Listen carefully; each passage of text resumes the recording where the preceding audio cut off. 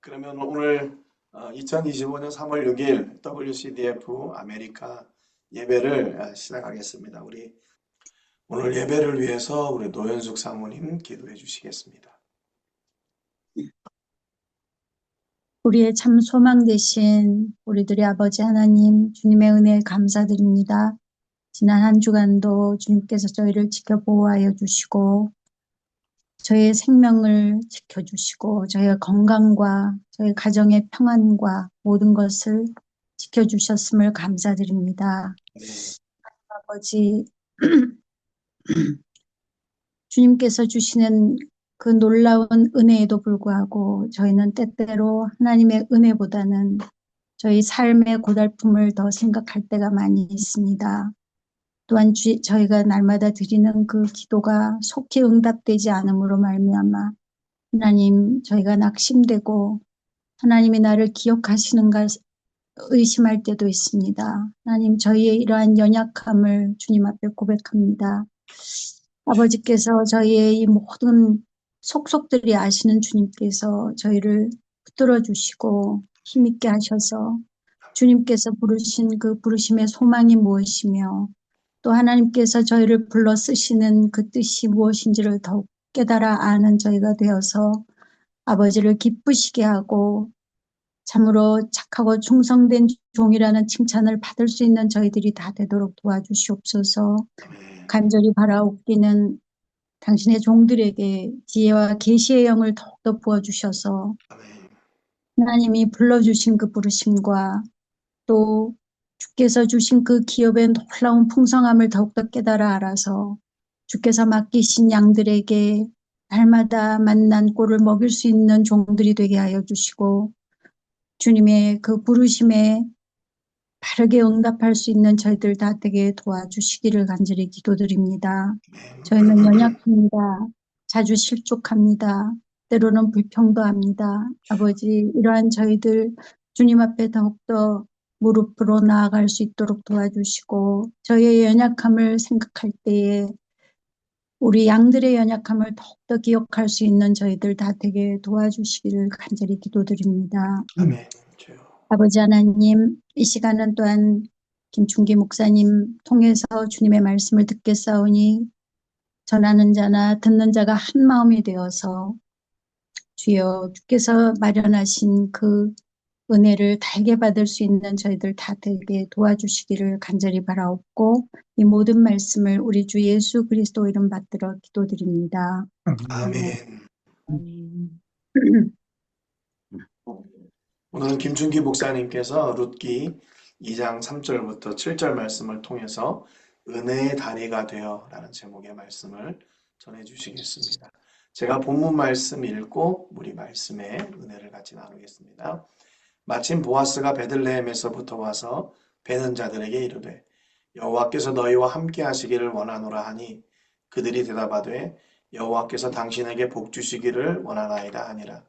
보아스가 베는 자들을 거느린 사환에게 이르되 이는 누구의 소녀냐 하니 베는 자를 거느린 사환이 대답하여 이르되 이는 나오미와 함께 모압 지방에서 돌아온 모압 소녀인데 그의 말이 나로 베는 자를 따라 단 사이에서 이삭을 죽게 하소서 하였고 아침부터 와서는 잠시 집에서 쉰 외에 지금까지 계속하는 중이니이다. 아멘. 우리 김충기 목사님 통해서 말씀 받으실 때 많은 은혜 받으시기 바랍니다. 예, 오늘 말씀은 룻의 핵심 인물인 보아스가 이제 극적으로 만나게 되는 그런 배경, 만나기 전에 그 배경을 우리에게 보여주는데요. 어떤 일이 일어나려면 보통 사전에 어떤 계획이 있고, 그리고 당사자들이 그 계획대로 실행을 해야 되지 않습니까? 근데 세상에서 보면, 그리고 우리 삶에 이렇게 보면, 일어나는 일들 중에는 계획과 실행이라고 하는 원리가 없이 그냥 우연히 일어나는 경우도 굉장히 많습니다. 어떻게 보면 더 많을 수도 있겠어요. 우리가 모르는 사이에 일어나는 것까지 포함해서. 자, 룻과 보아스가 만나게 되는 것도 그렇습니다. 계획과 실행의 원리가 없이, 관계없이 일어난 일이에요.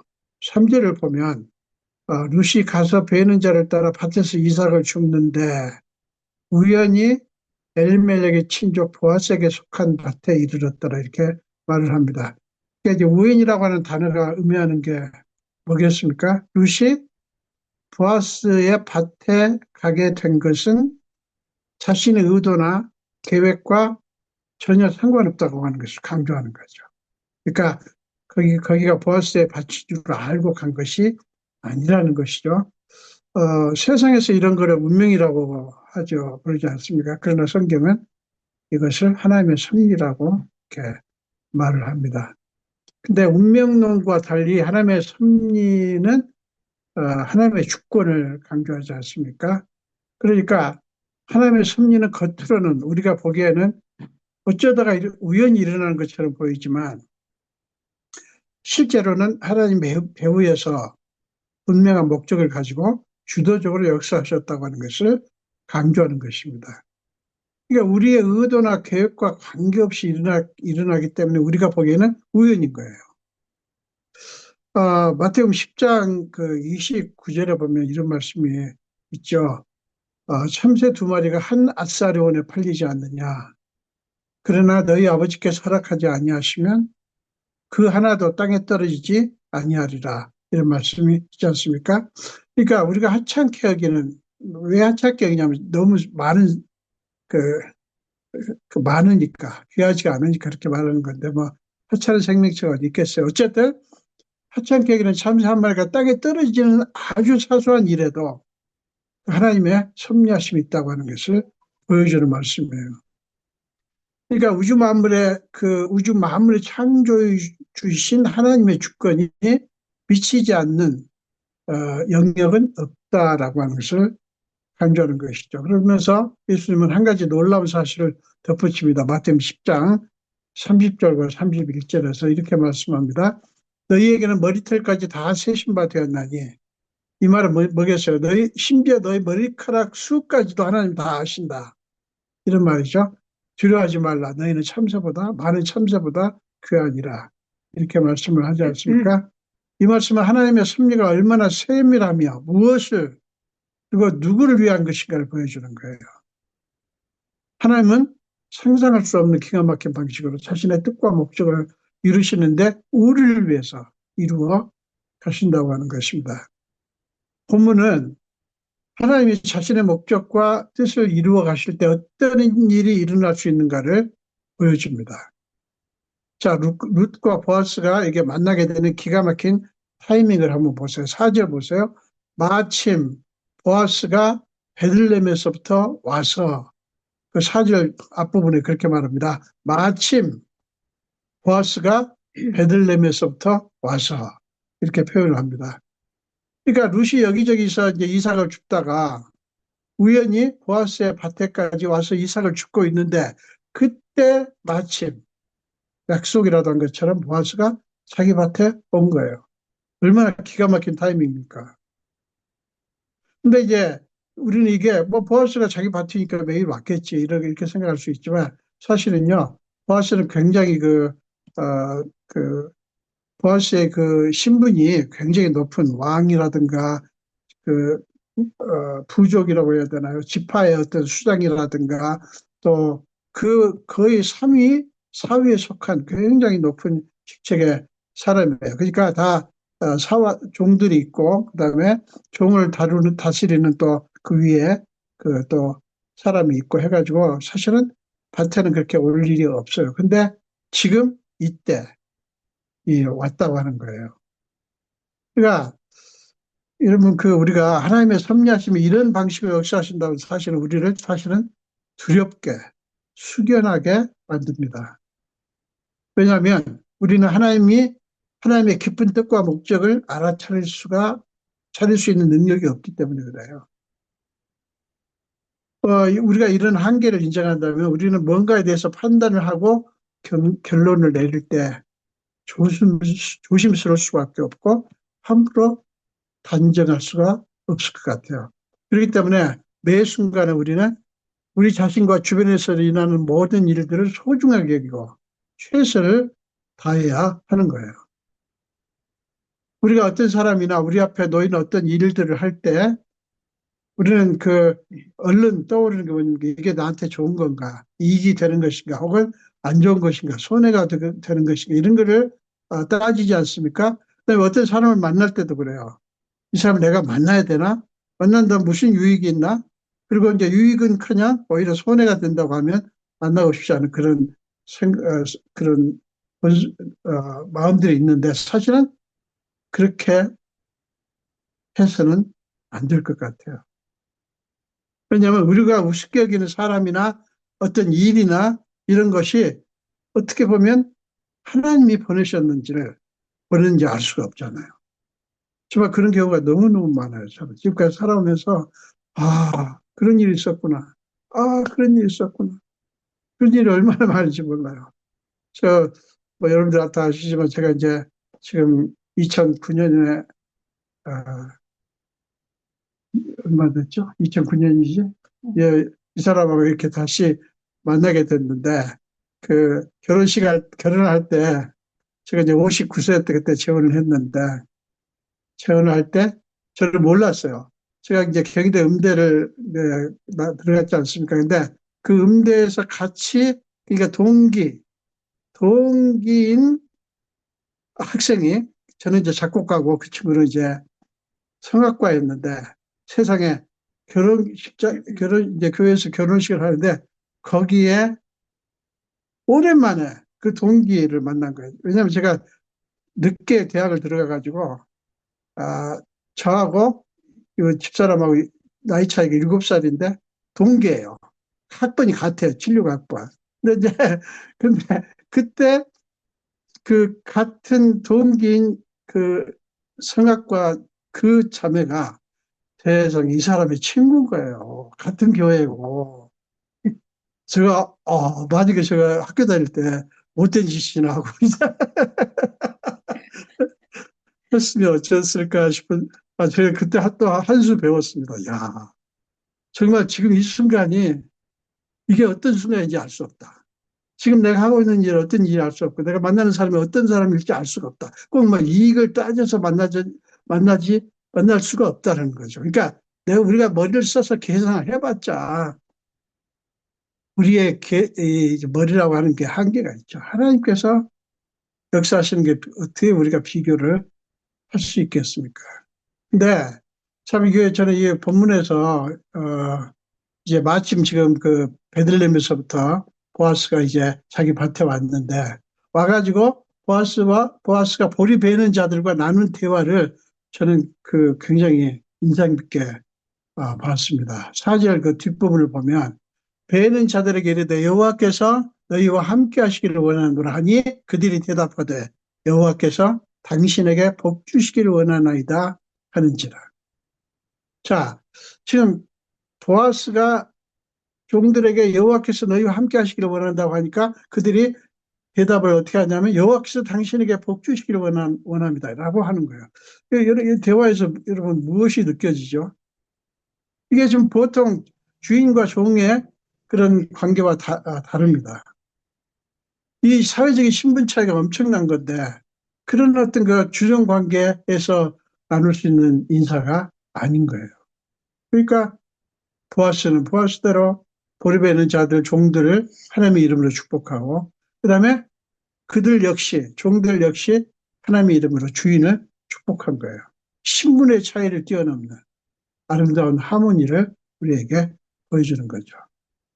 자, 이게 무엇을 얘기하냐면 보아스와 종들의 관계는 실상은 사회적인 신분으로는 주종 관계예요. 주인과 종인데 그러나 실상은 하나님으로 연결된 관계고 하나님 이름으로 서로를 축복하는 관계인 거예요.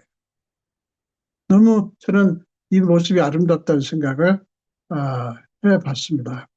자, 그런데 그런 그 인사를 나누다가 보아스는 베는 자들과 축복을 나누면서 이렇게 하다가 이삭을 축복해 있는 룻을 주목을 합니다. 룻이 보아스를 본 게 아니라 보아스가 룻을 주목했다고 하는 게 의미가 있죠.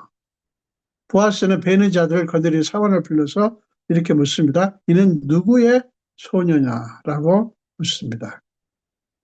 보아스가 룻에 대해서 관심을 가진 거죠. 보아스는 베들레헴에서의 아주 부호인기 때문에 유명 인사이기 때문에 그런 그가 굳이 이삭을 죽고 있는 룻에게 관심을 가졌다고 하는 자체가 기이한 일이에요. 왜냐하면 보통 당시의 농장의 주인들이 이삭을 줍는 사람들에게까지 관심을 두는 경우가 거의 없었을 뿐만 아니라 무시하는 경우가 대부분이었기 때문에 그렇습니다. 왜냐하면 당시에 이삭을 주어서 살아야 되는 사람들의 사회적인 신분이 그만큼 낮았기 때문이에요. 그리고 보아스가 이 질문을 지금 했는데 이 질문은 사실은 굉장히 위험한 질문입니다. 왜냐하면 룻의 사회적인 신분이 드러날 수밖에 없는 질문이고 그게 밝혀지면 룻이 불이익을 당할 수도 있기 때문에 그래요. 그리고 모압 사람, 특별히 모압 여성은 혐오 혹은 학대의 대상이었기 때문에 그렇습니다. 자, 그렇기 때문에 이제 사환의 대답이 굉장히 중요합니다. 이 사람이 뭐라고 대답하느냐에 따라서 룻은 좋은 사람이 될 수도 있고 아주 나쁜 사람이 될 수도 있기 때문에 그래요. 뭐라고 대답을 합니까? 6절 뒷부분을 보면 이는 나오미와 함께 모압 지방에서 돌아온 모압 소녀인데 라고 대답을 합니다. 사환은 그냥 모압 소녀입니다 라고 말하는 게 아니라 그 앞에다가 덕지덕지 뭘 붙여요. 나오미와 함께 모압에서 돌아온 이렇게 대답을 합니다. 왜 그는 그렇게 길게 설명을 했을까요? 게다가 그렇게 대답하고 나서 그는 주인이 묻지도 않은 말을 덧붙입니다. 7절이에요. 그의 말이 지금 룻이 한 말이에요. 나로 배는 자를 따라 단 사이에서 이삭을 죽게 하소서 하였고 아침부터 와서는 잠시 집에서 쉰 외에 지금까지 계속하는 중입니다. 여기서 집은 그냥 피신처, 쉘터라고 이렇게 생각이 듭니다. 어쨌든 그렇게 말을 합니다. 우리는 여기서 이 사환이 어떤 사람인지 그의 됨됨이를 엿볼 수가 있어요. 그는 마음을 다해 열심히 이삭을 죽고 있는 룻의 모습을 보면서 감동을 받았던 것 같아요. 모압 여인이고 이삭을 주어야 하는 가난한 여인이지만 그는 룻의 룻을 인종적인 편견으로 보지 않았고요. 그다음에 무시하거나 없이 여기지 않았고요. 그다음에 룻의 가치를 알아보는 그런 눈을 가진 사람이었어요.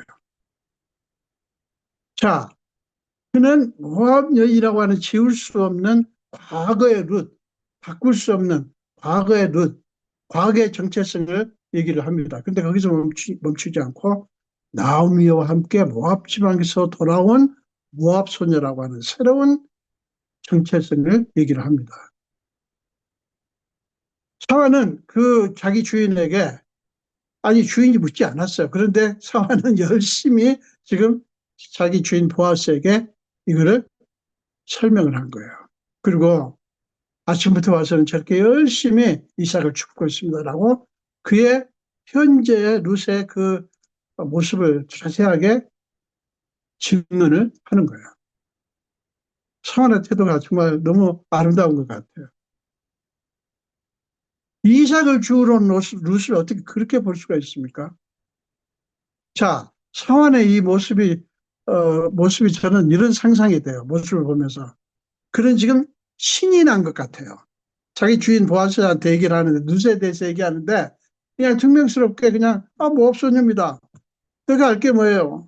그냥 그래봤자 이삭 줍는 사람인데, 보잘것없는 여자인데, 내가 알 게 뭐, 이렇게 해버릴 수도 있는데, 그냥 이는 누구의 소녀냐라고 물었을 뿐인데, 이 친구는 계속해서 길게 설명을 하고, 그리고 뭐 묻지도 않은, 지금 저렇게 아침에서부터 와서 저렇게 열심히입니다. 그냥 막 얘기하는 거예요. 저는 신이 나서 지금 룻에 대해서 얘기를 하고 있다고 생각이 들어요. 저는 이 사원의 모습을 보면서 우리의 보혜사이신 성령님의 사역을 생각이 어, 나더라고요. 로마서 8장 27절에 보면 마음을 살피시는 이가 성령의 생각을 아시나니 이는 성령이 하나님의 뜻대로 성도를 위하여 간구하심이니라. 이 말씀이 나오거든요. 성령께서 우리의 사정을 다 아시고 우리를 위해서 간구하시는 거예요. 그리고 우리를 위해서 간구하시는데 우리는 기도를 아무리 열심히 한다고 해봤자, 아무리 간절하게 한다고 해봤자 그냥 부분적으로 할 수밖에 없고, 그리고 우리는 하나님의 뜻을 잘 모릅니다. 그렇지만 성령님은 하나님의 뜻을 잘 아시는 데다가 우리의 사정까지 다 아시니까 우리가 기도하는 것과 비교할 수 없게 우리를 위해서 간구하시는 거예요. 성령이 우리를 위해서 끝까지 하나도 빠뜨리지 않고, 우리는 기도하다가 빠뜨리는 경우 많죠. 빠뜨리지 않고 다 변호하신다고 하는 것을 보여주는 말씀이에요. 성령께서 이 일을 억지로 하실까요? 저는 그렇지 않다고 봐요. 사소한 것 하나도 빠뜨리지 않고 신이 나서, 저는 성령께서 신이 나서 나를 위해서 기도하고 계실 것이다. 물론 안타깝게 우리의 나의 힘든 모습 이런 거를 하시지만 어쨌든 간에 열정적으로 기도를 하신다고 생각이 들어요. 여러분, 우리가 사역을 하면서 가슴 터질 것 같은 기쁨이, 그리고 감격을 경험하신 적이 얼마나 되는지 모르겠습니다. 예수님은 한 번은 수가라는 마을에 가서, 왜 우리가 잘 아는 요한복음 4장에 수가 마을의 여인 얘기 아시지 않습니까? 동네 사람들에게 손가락질 당하는 정말 6번째 남자하고 사는 그런 여자인데, 예수님이 그와 대화를 나누면서 내가 메시아라고 하는 것을 밝히죠. 자, 그러자 그 여인이 너무 기뻐가지고 물동이를 버려두고 동네로 달려가지 않습니까? 저는 그 모습을 예수님이 보시면서 얼마나 감격스러우셨을까를 생각을 해봤어요. 너무 기쁘셨을 것 같아요. 이 기쁨이 우리가 사역을 할 때 우리의 에너지가 되고 힘이 되는 거예요. 자, 저는 본문에 나오는 세 사람, 그러니까 보아스, 그다음에 룻, 그리고 사와는 은혜 안에 있는 사람들이라는 생각이 듭니다. 특별히 오늘 본문에서는 이 사원의 모습이 돋보여요. 본문은 하나님이 섭리하실 때 그 섭리를 위해서 그들이 이 세 사람이 어떤 역할을 했는가를 증언하는 말씀이라고 생각이 들어요. 은혜의 사람들이 함께 연합할 때 어떤 일이 일어날 수 있는가를 보여주는 것이 본문이라는 생각이 듭니다. 본문의 이 세 사람은 하나님의 은혜 원리에 순종한 사람들. 그리하여 그들은 하나님의 섭리하심에 동참했고 은혜 역사가 나타나게 한 거예요. 우리가 사역을 한다고 하는 것도 그런 게 아닐까요? 정말 은혜가 필요한 사람들이 이 세상에 얼마나 많습니까? 은혜 없이는 살 수 없는, 아무리 정말 가진 것이 많다 해도 은혜 없이는 살 수 없는 사람들이 얼마나 많습니까? 우리가 은혜의 사람이 된다고 하는 것은 우리한테 주어진 상황이든 어떤 일이든 아니면 사람이든 그 모든 것이 하나님께서 나한테 붙여준 것이다. 이거를 생각하면 그냥 전율이 느껴지는 것 같아요. 왜냐하면 지금 내가 하고 있는 일이 아무것도 아닌 것 같지만 누가 어떻게 알겠어요? 이 일이 지금 어떤 역사가 일어날지, 내가 지금 이 일을 하고 있는데 이 일의 결과가 어떻게 나올지 우리는 알 수 없지만, 물론 예상되는 거 있죠. 이렇게 하면 이렇게 되고 이렇게 될 거야 라는 거지만 항상 하나님은 우리 예상을 뛰어넘어서 역사하지 않습니까? 그걸 생각하면 아주 전율이 느껴집니다. 그래서 매 순간 이게 하나님의 섭리 속에 있구나라고 생각하면 가슴이 벅차 오릅니다. 저는 이제 이렇게 나이가 먹어서 사역을 이렇게 하게 되니까 더 아주 뭐랄까 감동이 오고 더 감격스러워요. 저는 그런 생각이 듭니다. 내가 지금 이거 교회를 섬기고 있지만 교회 섬기는 일이 뭐 선교사역은 더 하시지만 쉬운 일이 아니잖아요. 근데 이제 이게 이 일이냐 아니면 하나님의 은혜에 내가 작은 헌신의 모양을 헌신의 어떤 일정 부분을 하나님께 드리는 것이냐라고 하는가에 따라서 사역에 대한 어떤 우리의 태도가 달라질 것 같아요.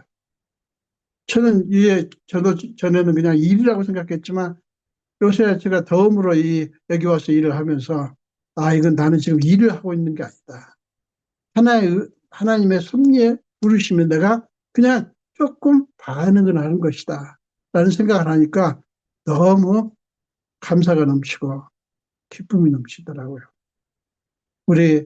정말 우리 선교사님들 그리고 선교사 옆에 계신 우리 사모님들이 정말 오늘 본문에 나오는 사람들 우리 하는 일은 그것 같아요. 하나님의 섭리가 이루어지는 데 있어서 우리가 어떤 역할을 하는 거 그런 역할을 충실하게 감당하는 저희가 됐으면 좋겠습니다. 기도하겠습니다. 예수님 감사합니다. 오늘 이렇게 함께 말씀을 나누게 하신 주님. 오늘 룻기 이야기 속에서 정말 우연히 인간적으로 볼 때는 우연이지만 하나님의 섭리 가운데서 이제 드디어 룻과 보아스가 만나게 되는 그런 배경을 우리가 생각해 봤습니다. 하나님께서 우리가 볼 때는 인간적으로 볼 때는 우연히 일어난 일 같지만 그 모든 게 하나님의 섭리 가운데서 일어난 일이라고 하는 것을 봅니다. 룻은 그 삶의 절망적인 삶을 거기에 묻히지 않고 이삭을 주우러 나갔고 또 보아스는 마침 그 밭에 왔고 그 주인의 질문에 사화는 충성스럽게 룻에 대해서 얘기를 하고 그런 장면을 보면서 하나님께서 우리를 부르신 목적이 무엇인가를 생각해 봅니다.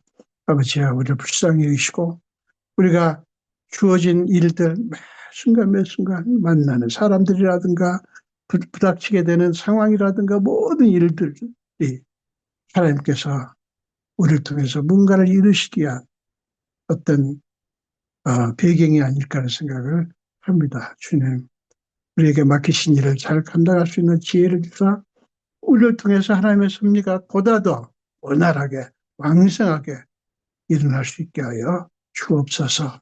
감사드렸고 예수 이름으로 기도합니다.